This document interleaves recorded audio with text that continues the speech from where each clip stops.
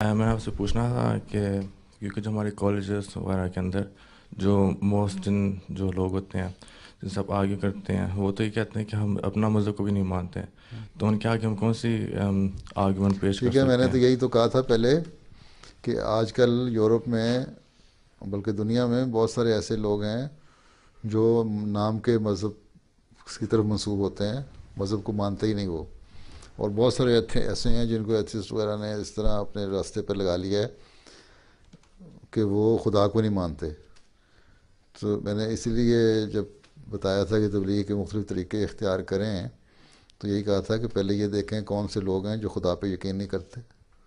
ان کو پہلے خدا پہ یقین کروائیں۔ جو لوگ مذہب کی ضرورت کو نہیں سمجھتے ان کو بتائیں پہلے کہ مذہب کی ضرورت ہے، اور پرانی مذہب کی تاریخ میں مذہب مختلف آتے رہے اور لوگوں کو راستہ دکھاتے رہے۔ اور پھر جب یہ جو لوگ خدا پہ نہیں یقین رکھتے ان کو خدا پہ یقین آ جائے گا تب وہ مذہب کی طرف آئیں گے۔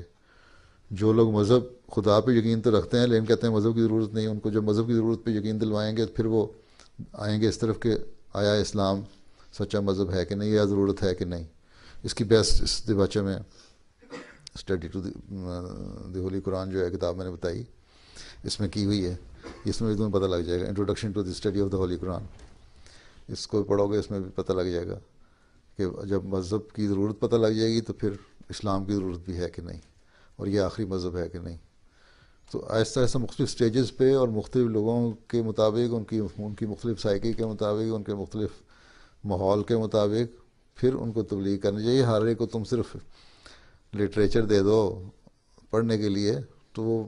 پڑھنے کا کسی کو شوق ہوگا پڑھ تو لے گا لیکن مذہب کی طرف نہیں آئے گا۔ اس لیے ہر ایک کو پہلے دیکھو اس کی ضرورت کیا ہے۔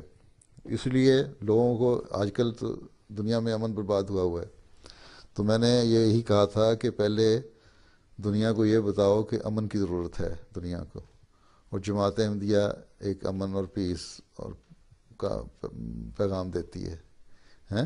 اس کے لیے تم لوگوں نے لیفلیٹ تقسیم کی اور دنیا میں ہر جگہ ہو رہے ہیں، لوگوں نے اس کو پسند کیا، وہ جو کمپین ایک چلی تھی اس پہ اچھا اثر ہوا ہے۔ اب ان لوگوں کو جن کو تمہارا امن کا پیغام پہنچ گیا، اگلا پیغام یہ پہنچنا چاہیے کہ اس زمانے میں امن کو قائم کرنے کے لیے اللہ تعالیٰ نے ایک شخص کو بھیجا ہے جو یہ کہتا ہے۔ وہ پیغام آئے گا تو احمدیت کا تھوڑا سا تعارف ہوگا، پھر یہ تعارف ہوگا کہ احمدیت میں کیونکہ اسلام میں بھی بگاڑ پیدا ہو چکا تھا ایک وقت گزرنے کے ساتھ ساتھ، اس لیے احمدی ہیں جو حقیقی اور اصل اسلام کو پیش کرتے ہیں، اور اس کو ماننا ضروری ہے کیونکہ اللہ تعالیٰ بھیجتا ہے جو اپنے لوگوں کو تو اس لیے بھیجتا ہے کہ دنیا میں اس کے جو پیدا ہونے کا مقصد ہے کہ اللہ کا قرب حاصل کر رہے ہیں وہ کریں، نہیں تو جانور بھی پیدا ہوتے ہیں، دوسرے لوگ بھی پیدا ہوتے ہیں، آتے ہیں کھایا پیا چلے گئے، وہ تو فائدہ کوئی نہیں، کوئی مقصد ہونا چاہیے، اور سب سے بڑا مقصد انسان کا یہی ہے کہ وہ اللہ تعالیٰ کو پہچانے اور پہچان کے اس کی عبادت کرے، اور اس کے بتائے ہوئے اصول کے مطابق ایک اللہ تعالیٰ کے حقوق جو ہیں عبادت کا وہ بھی ادا کرے اور پھر بندوں کے حقوق بھی ادا کرے۔ ٹھیک ہے، جی، تو جزاک اللہ۔ یہ ساری چیزیں مختلف سٹیجز پہ آئیں گی اور مختلف قسم کا لٹریچر اس کے لیے چاہیے ہوگا، اس لیے ہم صرف اسی بات پہ ابھی خوش نہیں ہو جانا چاہیے کہ ہم نے پیس کے میسج کے لیفلیٹ تقسیم کر دیا اور ہمارا کام ختم ہو گیا۔ یہ تو ایک کام تھا جو میں نے کہا تھا 10% تک ایک سال میں پہنچائیں، یا زیادہ آبادی ہے تو 5% میں، یا بہت بڑا ملک ہے امریکہ ہے تو 2-3% کو پہنچا دیں، پھر جن کو یہ میسج پہنچ جائے ان کو یہ اگلا میسج پہنچے کہ کس طرح قائم ہوگا،